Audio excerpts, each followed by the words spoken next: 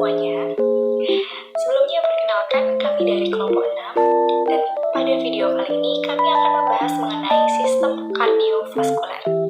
Sebelumnya kami ingin mengucapkan terima kasih kepada Ibu Apoteker Mira Febrina Magister Sains selaku dosen pengampu dari mata kuliah Anatomi dan Fisiologi Manusia. Baik teman-teman, sebelum kita memasuki pembahasan mengenai materi sistem kardiovaskuler, izinkan saya untuk memperkenalkan diri. Baik, perkenalkan, nama saya Umi Saida Anaja dengan NIM 2401195. Di sini saya selaku moderator dari kelompok 6. Nah, tentunya saya nggak sendirian, saya ditemani oleh beberapa teman-teman saya. Yang pertama ada Adelia Priska Borugirsang, kemudian yang kedua ada Angeli Rahmayani, yang ketiga ada Aulia Putri, yang keempat ada Esi Yosefin, yang kelima ada Vicky Kurniawan, yang keenam ada Hikmah Nurwati, yang ketujuh ada Kak Salsabila Gusti Alen Putri, dan yang kedelapan ada Nabila Haryani. Nah, baik, itu tadi sesi perkenalan dari kelompok kami. Langsung saja kita masuki pembahasan kita mengenai sistem kardiovaskuler. Baik, sistem kardiovaskuler. Apa sih itu sistem kardiovaskuler?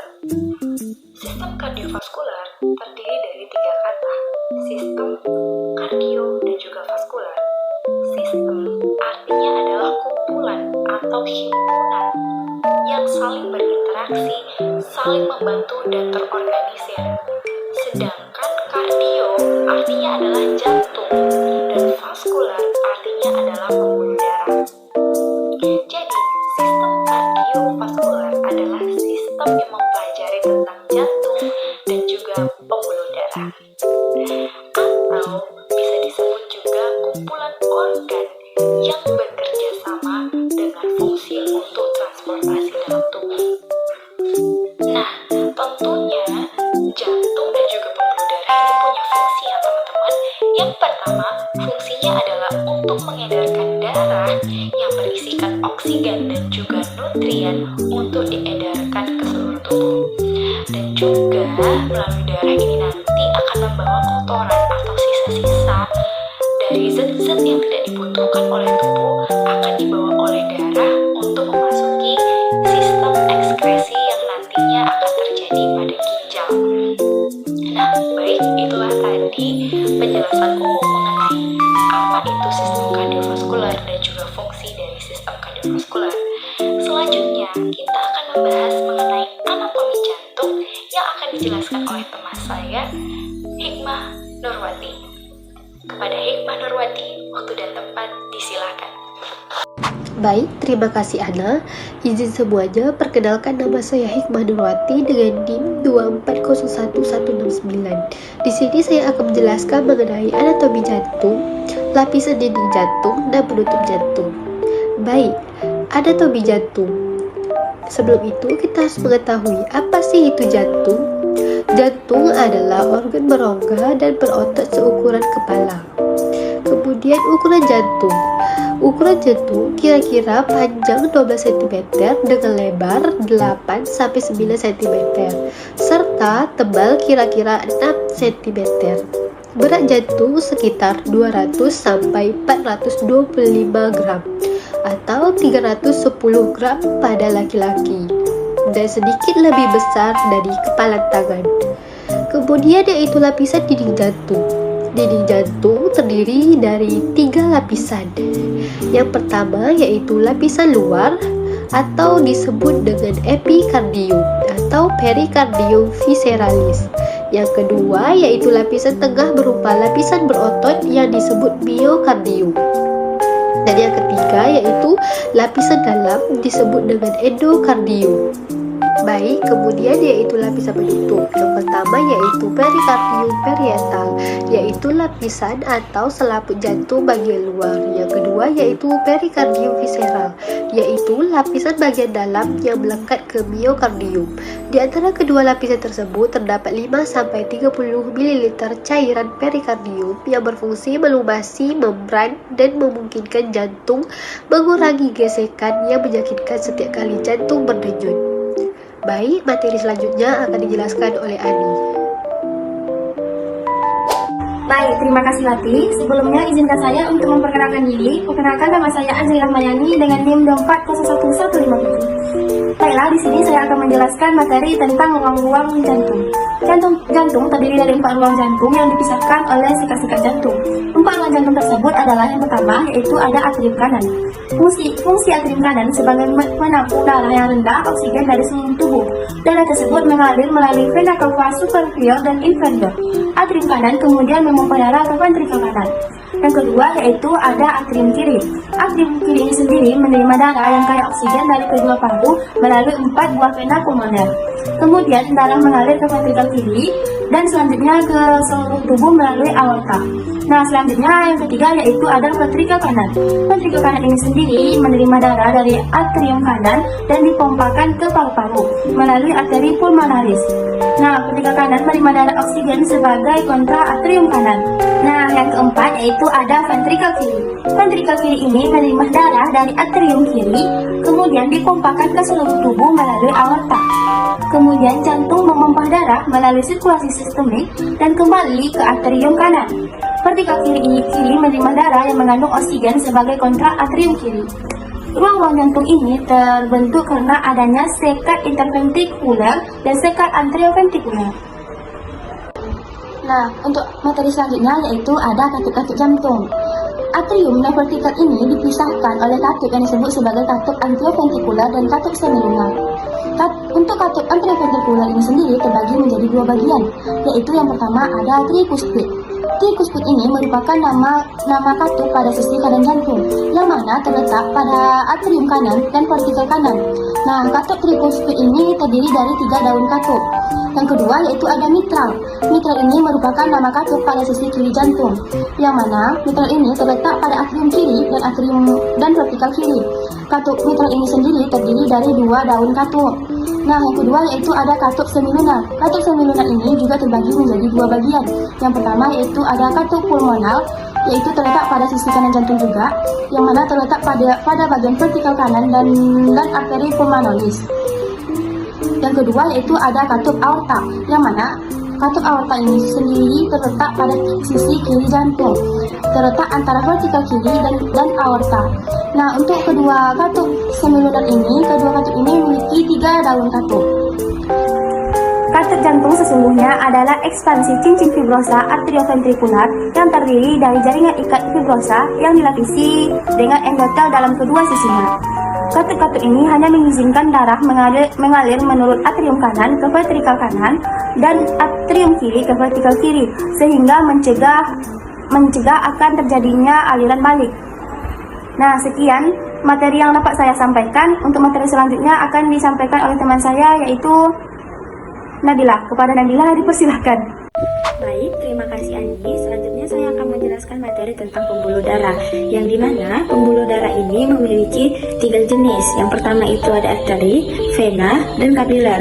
Mereka membentuk sistem tertutup terbentuk tabungan yang membawa darah dari jantung ke sel-sel tubuh dan kembali lagi ke jantung.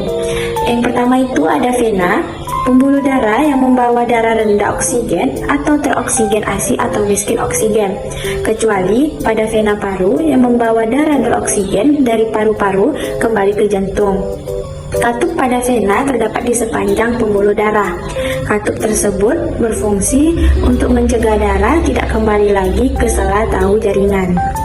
Selanjutnya itu yang kedua, arteri. Arteri itu pembuluh darah dengan tekanan darah yang tinggi sebagai jalur cepat atau diameter besar dan resistensi rendah, sarah dari jantung ke jaringan dan sebagai reservoir tekanan atau menghasilkan daya pendorong saat jantung relaksasi. Yang ketiga, kapiler, yaitu pembuluh darah yang sangat kecil disebut juga pembuluh rambut. Umumnya, darah kapiler ini meliputi sel-sel jaringan karena langsung berhubungan dengan sel. Kapiler adalah tempat terjadinya pertukaran zat. Komposisinya terdiri dari campuran darah arteri, darah vena, cairan interstisial, dan intraselular. Pengaturan sistem kardiovaskular terkait yang pertama, volume darah. Volume darah berpengaruh pada tekanan darah. Peningkatan volume darah akan meningkatkan tekanan darah, dan sebaliknya. Ginjal memiliki peran utama dalam mengatur volume darah melalui pengeluaran atau penyerapan kembali air dan elektrolit. Darah menjadi salah satu sumber cairan banyak yang ada di dalam tubuh manusia. Para ilmuwan memperkirakan volume darah dalam tubuh manusia kira-kira berjumlah 7% dari berat badan mereka. Sedangkan rata-rata berat badan orang dewasa adalah sekitar 150-180 pon atau 68-81 kilo. Dengan demikian, rata-rata volume darah bila detikers memiliki berat badan di rentang tersebut adalah 4,7 sampai 5,5 liter. Sedangkan anak-anak memiliki kira-kira setengah jumlah darah dari orang dewasa. Yang kedua itu ada hormon renin, angiotensin, aldosteron. Sistem ini mengatur tekanan darah dan keseimbangan cairan. Renin dikeluarkan oleh ginjal, memicu produksi angiotensin 2 yang meningkatkan tekanan darah dan merangsang sekresi aldosteron atau dari kelenjar adrenal yang meningkatkan retensi natrium dan air oleh ginjal. Terima kasih kepada Nabila. Sebelumnya izinkan saya memperkenalkan diri. Saya Aulia Putri dengan NIM 2401160. Di sini saya akan membahas tentang osmolaritas dan elektrolit. Elektrolit yaitu zat kimia yang menghasilkan partikel-partikel bermuatan listrik yang disebut dengan ion jika berada dalam larutan. Elektrolit adalah mineral yang memiliki muatan listrik saat dilarutkan dalam air atau cairan tubuh. Selanjutnya yaitu osmolaritas. Osmolaritas darah berkaitan dengan konsentrasi larutan dalam plasma. Osmolaritas yang tidak seimbang memicu sekresi ADH yang mengatur keseimbangan air melalui ginjal, sehingga mempengaruhi tekanan darah dan keseimbangan cairan. Sekian dari saya, materi selanjutnya akan disampaikan oleh Kak Salsa. Terima kasih kepada Aulia. Perkenalkan, nama saya Salsa Gustam Putri dengan NIM 2101042. Di sini saya akan melanjutkan materi saya tentang kelenjar adrenal. Kelenjar adrenalin adalah kelenjar kecil yang berbentuk segitiga yang terletak di atas ginjal, di mana dia berfungsi menghasilkan hormon yang dialirkan dalam darah kelenjar, yang merupakan bagian dari sistem endokrin, yaitu kelenjar yang berfungsi sebagai penghasil hormon. Selanjutnya ada ginjal. Ginjal mengontrol volume darah dan tekanan darah melalui filtrasi darah, ekskresi elektrolit, dan produksi renin. Ginjal berperan homeostatis elektrolit dan air. Selanjutnya sistem saraf otonom merupakan komponen sistem saraf tepi yang mengatur proses fisiologis tidak sadar, termasuk jantung, tekanan darah, pernapasan, pencernaan, dan gairah seksual. Sistem ini terdiri dari 3 otonom yang berbeda, yaitu simpatik, parasimpatik, dan enterik. Sekian materi dari saya, selanjutnya akan disampaikan oleh Esi. Terima kasih. Baik, terima kasih buat Kak Salsa. Sebelumnya, perkenalkan, nama saya Esi Yosefin dengan NIM 2401164 akan menjelaskan konsep curah jantung dan volume sekuncur. Pertama itu ada konsep curah jantung. Curah jantung atau cardiac output adalah volume atau jumlah darah yang dipompa oleh jantung selama 1 menit. Pengukuran cardiac output ini biasanya dilakukan untuk mendeteksikan berbagai gangguan jantung, serangan jantung, aritmia, dan lain sebagainya. Curah jantung ini dapat digunakan untuk membantu menegakkan diagnosis penyakit jantung ataupun mengetahui efektivitas pengobatan. Adapun 2 metode pemeriksaan yang umum digunakan untuk menilai cardiac output adalah ekokardiografi dan pemasangan selang dari pembuluh darah di leher yang diarahkan menuju jantung. Pada dasarnya, setiap individu memiliki volume cardiac output yang berbeda-beda tergantung dengan usia, aktivitas, dan kondisi kesehatannya. Namun, umumnya, batasan normal cardiac output pada orang dewasa adalah sekitar 5 liter saat beristirahat. Jika sedang berolahraga atau melakukan aktivitas fisik berat, maka volume cardiac output biasanya akan mengalami peningkatan hingga 3-4 kali kelipatan dibandingkan saat beristirahat karena tubuh membutuhkan lebih banyak suplai oksigen. Cardiac output mempunyai peranan penting sebagai salah satu faktor untuk memenuhi kebutuhan oksigenasi atau perfusi ke jaringan sebagai tujuan dari fungsi kardiovaskular. Cardiac output adalah frekuensi jantung atau heart rate dikali dengan volume sekuncup stroke volume. Selain itu, jumlah darah yang dipompa ke dalam aorta oleh jantung setiap menit juga merupakan jumlah darah yang mengalir melalui sirkulasi. Heart rate, preload, afterload, kontraktilitas sangat menentukan CO pada gilirannya bila dikombinasikan resistensi arteri perifer akan menentukan perfusi ke organ. Dengan rumus CO sama dengan SV kali HR, di mana CO adalah curah jantung, SV adalah volume sekuncup, dan HR adalah frekuensi jantung. Yang kedua ada volume sekuncup. Volume sekuncup adalah volume darah yang dipompa keluar dari vertikal kiri jantung selama setiap kontraksi jantung sistolik. Volume sekuncup rata-rata pria dengan berat 70 kg dengan 70 ml. Tidak semua darah yang mengisi jantung pada akhir diastol, volume akhir diastolik atau IDV, dengan dikeluarkan dari jantung selama sistol. Dengan demikian, volume yang tersisa di jantung pada akhir sistol adalah volume akhir sistolik atau ESV. Volume SV dapat dihitung sebagai selisih antara volume akhir diastolik ventrikel kiri dan volume akhir sistolik ventrikel kiri. SV sama dengan EDV kurang ESV, di mana SV sama dengan volume stroke dan EDV sama dengan volume diastolik akhir dan ESV sama dengan volume sistolik akhir. Materi selanjutnya akan disampaikan oleh Abel. Baik, terima kasih Esi. Sebelumnya, perkenalkan nama saya Adelia Priska Barugirsang dengan NIM 2401153. Di sini saya akan melanjutkan materi yang telah dijelaskan oleh Esi sebelumnya, yaitu saya akan menjelaskan tentang preload dan fisiologi normal sistem peredaran darah. Yang pertama, preload. Preload ialah suatu tekanan diastolik akhir jantung saat ventrikel telah terisi oleh darah. Preload juga merupakan suatu tekanan pengisian jantung pada akhir diastol. Tekanan atrium kiri pada akhir diastol akan menentukan preload. Semakin besar beban awal, maka semakin besar pula volume darah di jantung pada akhir diastol. Dasar preload ini ialah hukum Franz Starling jantung yang menyatakan bahwa dalam batas fisiologi, jantung memompa seluruh darah yang masuk ke dalam organ dan jaringan. Preload didefinisikan sebagai volume akhir diastolik ventrikel kiri atau LVADV, di mana pengukuran ini memerlukan kateter intrajantung ventrikel kiri. Asumsi matematis bahwa LVADV ini yaitu tekanan akhir diastolik ventrikel kiri sama dengan tekanan atrium kiri. Selanjutnya, fisiologi normal sistem peredaran darah. Fisiologi pompa darah, curah jantung, dan peredaran darah merupakan komponen penting dalam sistem kardiovaskular yang berfungsi untuk memastikan distribusi darah yang membawa oksigen, nutrisi, dan zat penting lainnya ke seluruh tubuh. Jantung merupakan organ yang berfungsi sebagai pompa untuk mengalirkan darah ke seluruh tubuh. Darah yang dipompa oleh jantung melalui dua sirkulasi utama.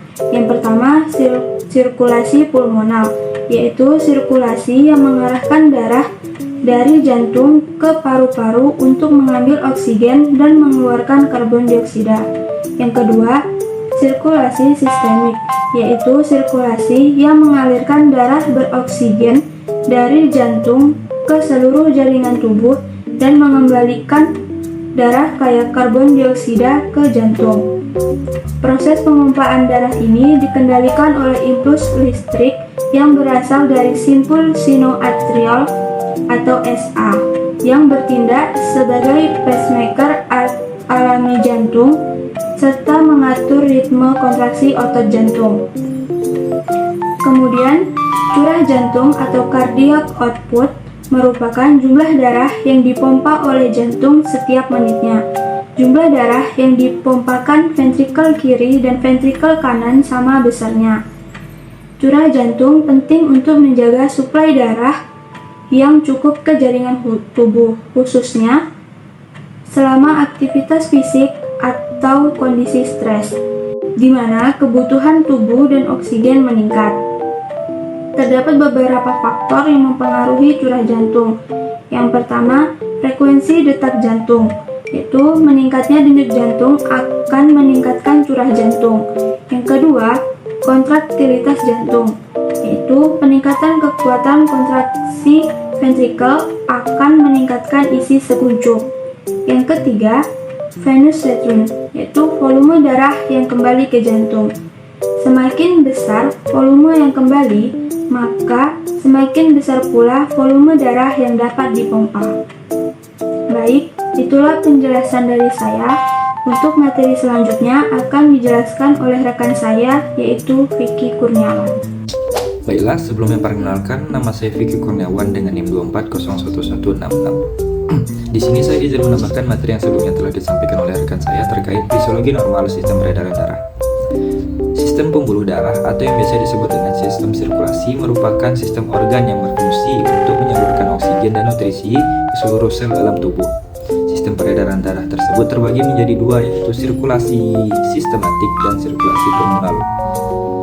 Yang pertama, yaitu sirkulasi sistematik. Sirkulasi sistematik adalah bagian dari sistem peredaran darah yang bertanggung jawab untuk mengantarkan darah yang kaya akan oksigen dari jantung ke seluruh tubuh dan mengembalikan darah yang kaya akan karbon dioksida untuk kembali ke jantung. Proses ini dimulai dari ventrikel kiri jantung yang memompa darah yang kaya akan oksigen ke dalam aorta, arteri terbesar dalam tubuh. Dari aorta, darah mengalir melalui jaringan arteri yang lebih kecil dan kapiler ke seluruh jaringan tubuh, di mana oksigen dan nutrisi ditukar dengan karbon dioksida dan produk metabolisme lainnya di tingkat sel. Setelah pertukaran ini, darah terdeoksigenasi ke jantung melalui jaringan vena, bermuara di vena cava superior dan inferior, yang kemudian membawa darah ke antrium kanan jantung. Proses ini memastikan bahwa semua jaringan tubuh menerima oksigen dan nutrisi yang diperlukan untuk fungsi normal, serta mengeluarkan produk sisa limbah metabolisme. Yang kedua yaitu sirkulasi pulmonal. Sirkulasi pulmonal atau sirkulasi paru merupakan sirkulasi darah dari jantung menuju paru-paru dan sebaliknya. Proses ini dimulai ketika darah yang kaya akan karbon dioksida dan rendah oksigen dipompa dari ventrikel kanan jantung ke dalam arteri pulmonalis. Arteri membawa darah ke paru-paru, di mana ia melewati kapiler yang mengelilingi alveolus. Di sini terjadi pertukaran gas, yaitu darah melepas karbon dioksida kembali ke alveoli dan mengambil oksigen yang baru dihirup. Darah yang kaya akan oksigen kemudian mengalir kembali ke antrium kiri jantung melalui vena pulmonalis. Sirkulasi pulmonal berperan penting dalam proses respirasi, memastikan bahwa darah yang beredar ke seluruh tubuh melalui sirkulasi sistemik telah cukup teroksigenasi dan siap untuk mendukung fungsi metabolisme lainnya. Jadi dapat disimpulkan bahwa sirkulasi sistemik ialah sistem peredaran darah yang bertanggung jawab untuk mengantarkan darah yang kaya akan oksigen dari jantung ke seluruh bagian tubuh dan membawa darah yang kaya akan karbon dioksida untuk kembali ke jantung. Sedangkan sirkulasi pulmonal ialah merupakan sirkulasi darah dari jantung menuju paru-paru dan sebaliknya. Mungkin cukup sekian presentasi kami pada kesempatan kali ini. Jika ada salah dan kurang kami mohon maaf dan kami menerima kritik dan saran untuk kedepannya. Sekian saya tutup. Wabillahi taufik walhidayah. Wassalamualaikum warahmatullahi wabarakatuh.